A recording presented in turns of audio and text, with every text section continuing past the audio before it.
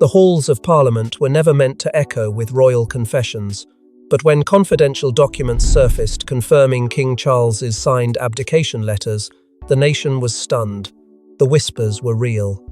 The exit plan existed, and what Parliament knew and hid could change everything we thought we understood about the crown. Before we go deeper into what this really means for the royal family, make sure to subscribe so you don't miss a single update. It began with a whisper, a single, unconfirmed report that something significant had moved behind the tightly sealed doors of Westminster, but it didn't stay a rumour for long.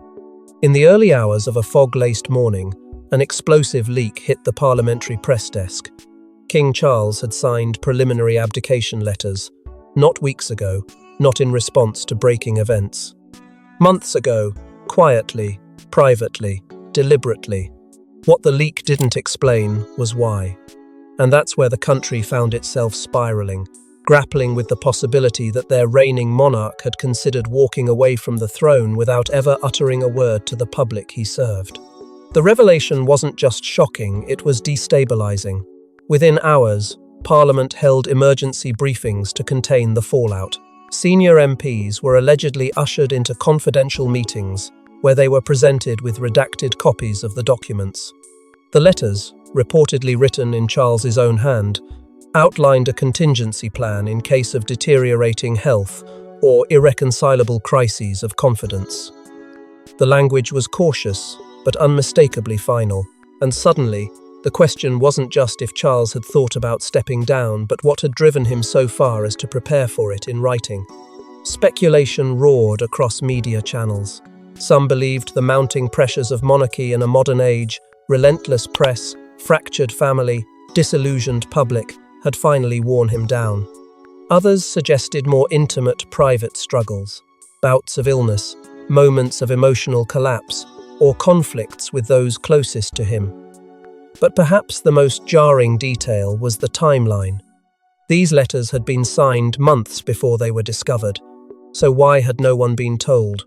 Why had Parliament itself not disclosed their existence sooner? Was it protection or manipulation? As the press demanded answers, public trust wavered. The palace refused to comment. The government offered only vague affirmations. And through the chaos, one truth became glaringly clear. The monarchy was no longer operating in the realm of tradition, but crisis management. Charles's intent may have been to shield the crown from disruption, but the very act of secrecy had accomplished the opposite. The revelation brought not just his decision-making into question, but the relationship between sovereign and state itself. What else had been buried? And yet, while the country debated the shockwaves sent through Parliament, the deeper unravelling had already begun. Because while the documents shook the government, inside the palace walls, where the weight of monarchy is personal, the true fractures had started long before. But to understand why Charles would even consider walking away, we must return to the moment everything began to unravel, when loyalty inside the palace began to fracture. He was supposed to be the steady hand, the monarch who waited a lifetime to reign. But behind palace walls, King Charles broke. Mental fatigue, mounting scandals, and a betrayal too close to home pushed him to a decision that would haunt him: signing those letters. The image of Charles, poised and prepared after decades in waiting, was one crafted with care. But few understood the pressure mounting beneath the surface.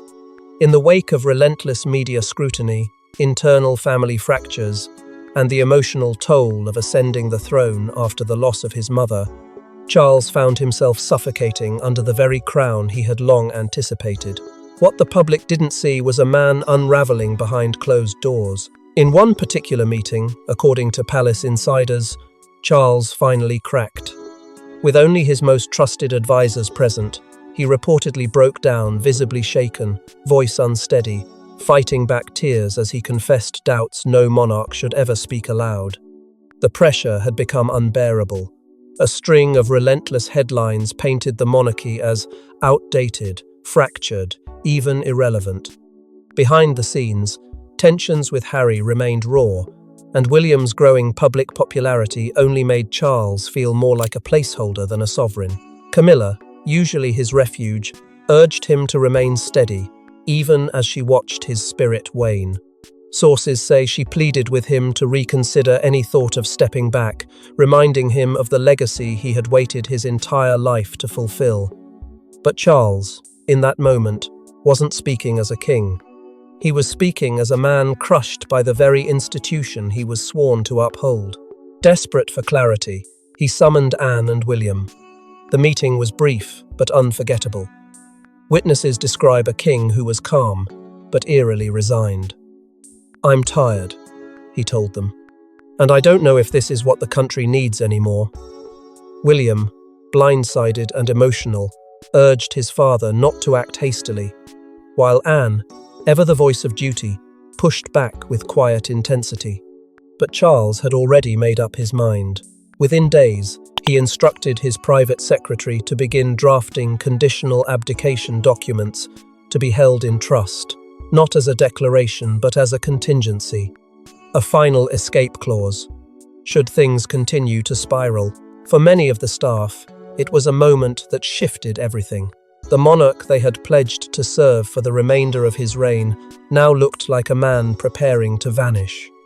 One aide described it hauntingly. He was mourning a crown he still wore. The symbolism was impossible to ignore. Charles had never truly worn the crown with ease, and now, in private, he was bracing for the day he might have to lay it down.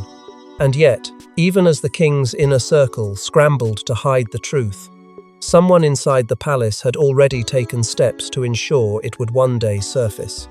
Every secret has a source, and inside the palace, where silence is survival, one voice chose to break the chain. The leak that reached Parliament wasn't accidental, it was personal, and the price of betrayal may have already been paid. In an institution built on centuries of discretion, the discovery of the abdication letters should have remained buried in the vault of royal contingency plans. But someone made sure they didn't. According to confidential cybersecurity analysts connected to Whitehall, the first digital footprints led to a palace insider, an individual long trusted, almost invisible, but with rare clearance to review high-level correspondence, a courtier with over 2 decades of loyal service. But it wasn't a clumsy error, it was deliberate. Encryption software, anonymous routing, and classified metadata transfers pointed to planning months in the making. And while the digital trail was faint, it was just strong enough to lead investigators to the heart of Buckingham Palace. The motive remains murky. Was it revenge, remorse, or a desperate final act of loyalty to a monarch they believed was being sacrificed to silence? One theory suggests the source was moved by a deeply personal moment, perhaps witnessing Charles's emotional deterioration and believing the truth needed to be preserved, not hidden. Another theory? That they were coerced, that someone in Parliament knew more than they let on and used pressure, or blackmail, to pry open the palace's last locked door. What is confirmed is this: the individual disappeared from royal service quietly, with no official explanation. Palace records show a resignation, effective immediately submitted, just 5 days before the story broke. No farewell, no ceremony, no security review made public, just a name removed from staff rosters and a legacy scrubbed clean. And yet, the tremors they left behind have shaken the monarchy's foundations. Charles' closest advisors, already furious over the leak, have reportedly launched a covert investigation to identify anyone else who may have known. Trust is unraveling at the seams. And in a family already splintered by scandal, this betrayal cuts deeper than most. Outside the gates, the public is divided. Some hail the whistleblower as a protector of democracy, a courageous figure who forced accountability where there was only secrecy. Others call it treason, an unforgivable breach that risked national stability for personal agenda. But regardless of where one stands, the effect is undeniable. The royal family can no longer claim to operate beyond scrutiny. The walls of tradition have been pierced from within. And yet, the most disturbing part of this betrayal is what it revealed about the monarchy's own fragility. That such a crucial revelation about the possible end of a reign could hinge on one anonymous decision exposes just how precarious the modern crown truly is. The illusion of unity, of unbreakable control, shattered with a single message. As pressure mounted inside the palace, Parliament was forced into an impossible position to confirm the truth or preserve the illusion of a stable throne. For weeks, they denied it. But behind the oak doors of Parliament, ministers debated a truth too dangerous to admit. The king had, indeed, prepared for abdication. As party lines blurred and loyalties shifted, a single question took center stage, should the public be told. The leak had turned a private royal contingency into a national dilemma. Parliament was suddenly in possession of the most volatile secret in recent royal memory. Charles had, in his own hand, acknowledged the possibility of stepping down. Emergency sessions were triggered, first in whispers and then with sharp, urgent force. Senior legal advisors pored over constitutional procedure, combing through every precedent from Edward VIII to the crisis clauses of the Regency Acts. No monarch in the modern age had voluntarily drafted an abdication without immediate public cause. And yet, here it was, written, signed, and real. Inside the chamber, the arguments raged. On one side stood those who demanded full disclosure. "The public has a right to know," one MP was overheard saying. "This isn't just about the crown, it's about the country." But others pushed back, fearing the damage that could unfold from such transparency. Would the markets crash? Would the Commonwealth splinter? Would the very idea of a stable monarchy evaporate overnight? One faction, reportedly growing louder by the day, sought to use the crisis as leverage, demanding full transparency, not just on succession, but on royal funding, expenditures, and influence. What began as a scandal was now threatening to snowball into a constitutional reckoning. Meanwhile, pressure mounted from Buckingham Palace itself. The king's advisors, still shaken by the leak, pleaded with government allies behind the scenes. They insisted the letters were not final, merely precautionary, born from a moment of fatigue and stress, not intention. Temporary fatigue became the palace's official line, a phrase repeated so often it began to sound rehearsed. But for those inside Parliament who had read the documents in full, that explanation rang hollow. The wording wasn't vague, the intention wasn't distant.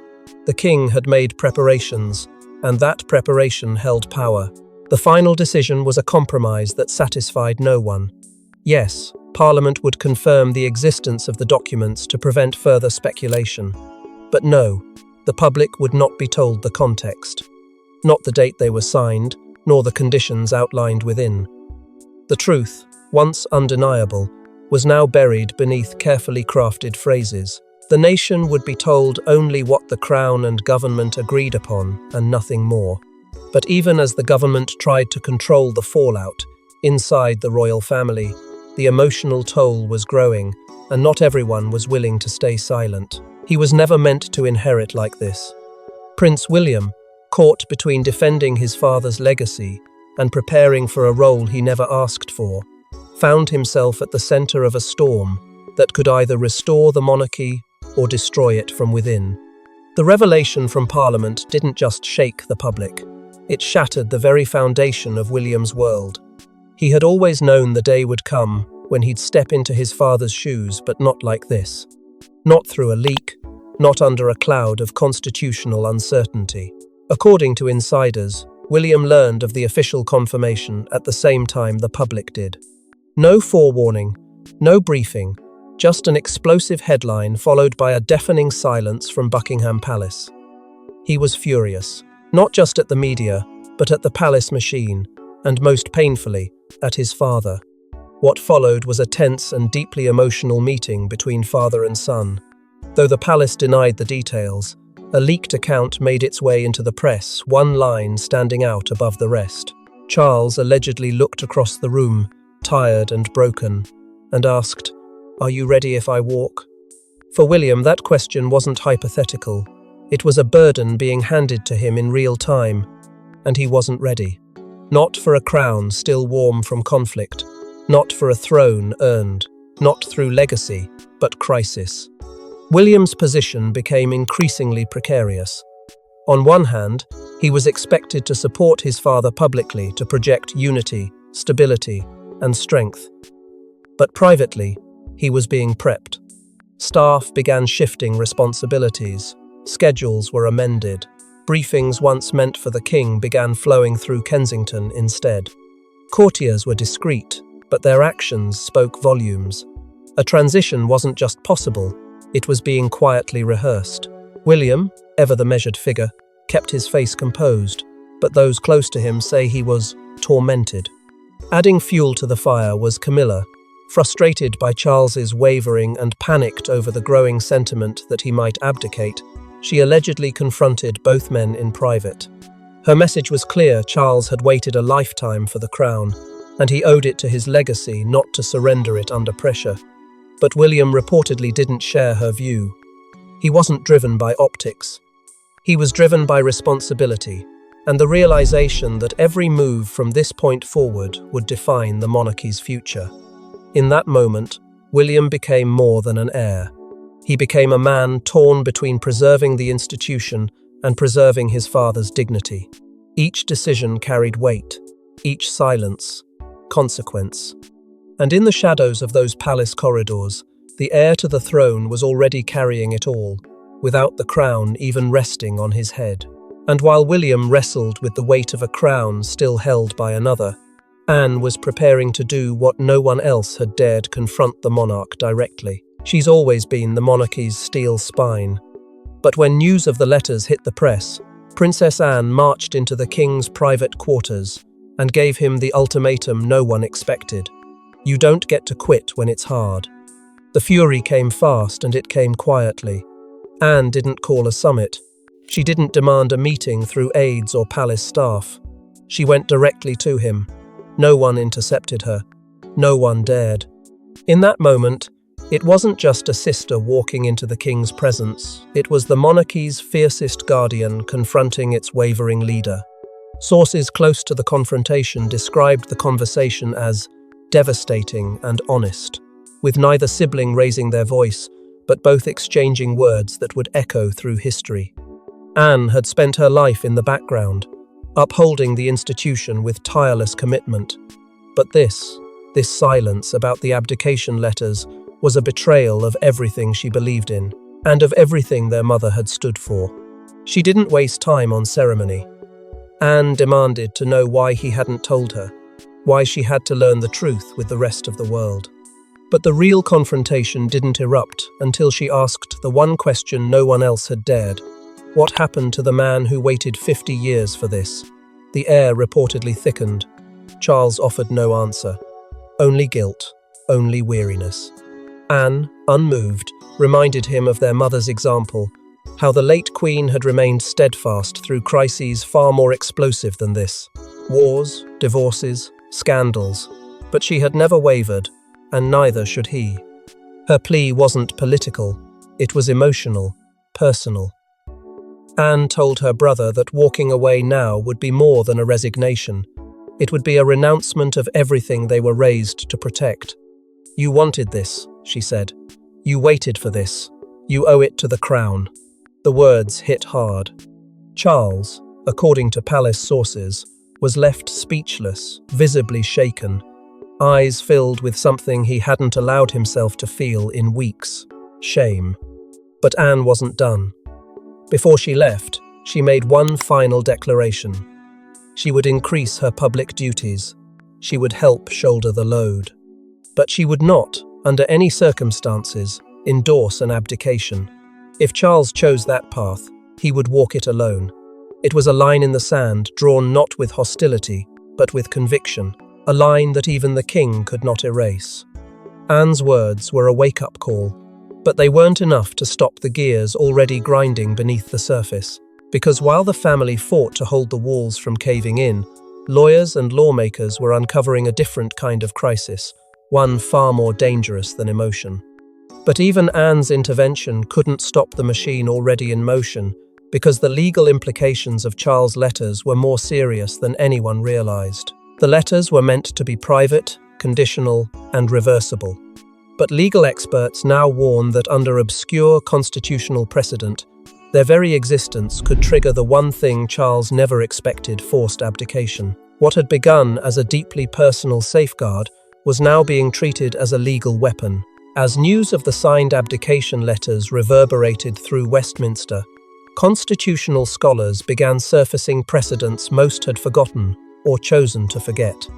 A set of near-century-old documents from the early 20th century, once dismissed as ceremonial, suddenly became terrifyingly relevant.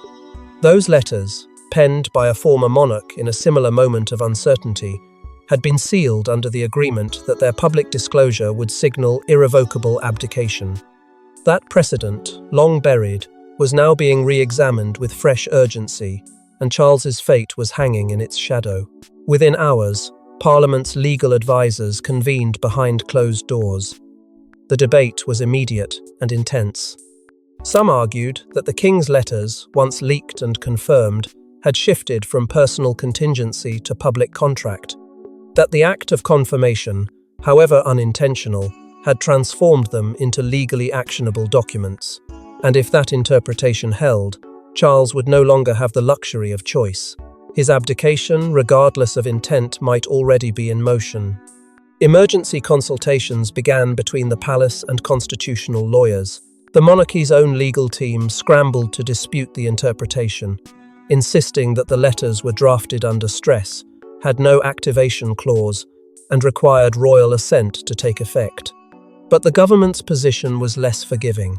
Several MPs, already emboldened by the leak, began quietly pushing for a formal transfer of powers to Prince William, not as punishment, but as preparation. They claimed it was for national stability, to ease uncertainty. But within the palace, it felt like something else, a coup in slow motion. And while legal minds clashed, a darker question began to rise, one no courtroom could truly answer. What does duty mean in a monarchy forced to evolve? Is it the strength to stay through storms, or the wisdom to know when to step away? The debate wasn't just constitutional, it was generational. A monarchy rooted in permanence was now trapped in the ambiguity of modern law, and no one could agree on who held the final say: the king, the government, or the people watching with anxious eyes. The walls of tradition were cracking, and through them poured decades of questions no one had ever dared to ask out loud. If the monarch's word could be voided by a leak, what power did the crown truly hold? Was sovereignty still sacred, or had it become subject to paperwork, precedent, and political appetite? And just as the crown teetered on the edge of legal chaos, a final letter emerged, one written not by Charles, but by someone who had always held the last word.